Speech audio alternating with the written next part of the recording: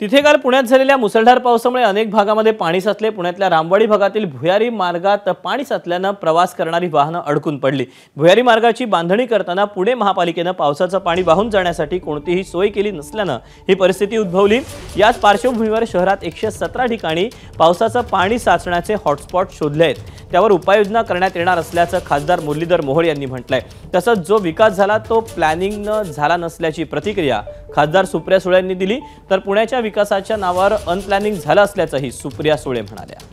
शहरामध्ये 117 असे स्पॉट आहेत की जिथे वारंवार पाऊस जास्त झाल्यानंतर असे प्रकार घडतात, ते आयडेंटिफाय केले गेलेले आहेत आणि त्याच्यावरती प्रशासनाने ताबडतोब काम करावं अशा सूचना आपण दिलेल्या आहेत। प्रशासक आहे महापालिकेत, पण या शहराचा लोकप्रतिनिधी म्हणून माझी जबाबदारी आहे की त्यामुळे राष्ट्रीय आपत्ती व्यवस्थापनाच्या माध्यमातून सुद्धा जो निधी यायचा आहे तोही तात्काळ निधी या महापालिकेला मिळाला पाहिजे आणि म्हणून मी तेही पाठपुरावा करतो आणि महानगरपालिकेने या संदर्भातले टेंडरही आता काढलेले आहे आणि त्यामुळे हे 117 स्पॉट पुढच्या काळामध्ये हे 117 स्पॉट संपले पाहिजेत अशा सूचना निश्चितपणे प्रशासनाला दिलेल्या आहेत। अर्बन प्लॅनिंग करतायत सगळ्या आणि बिग तिकीट प्रोजेक्ट्स, म्हणजे जेवढा मोठा कॉन्ट्रॅक्ट तेवढं लवकर अप्रूव्हल, जेवढं छोटं साध्या माणसाचं काम तेवढं त्याला उशीर।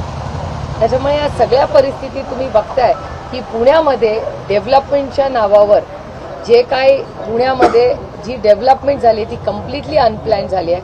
आज अनेक लोकांच्या घरात पाणी शिरतंय। Mismanagement of Pune municipal corporation. ABP Majha, उघडा डोळे बघा नीट।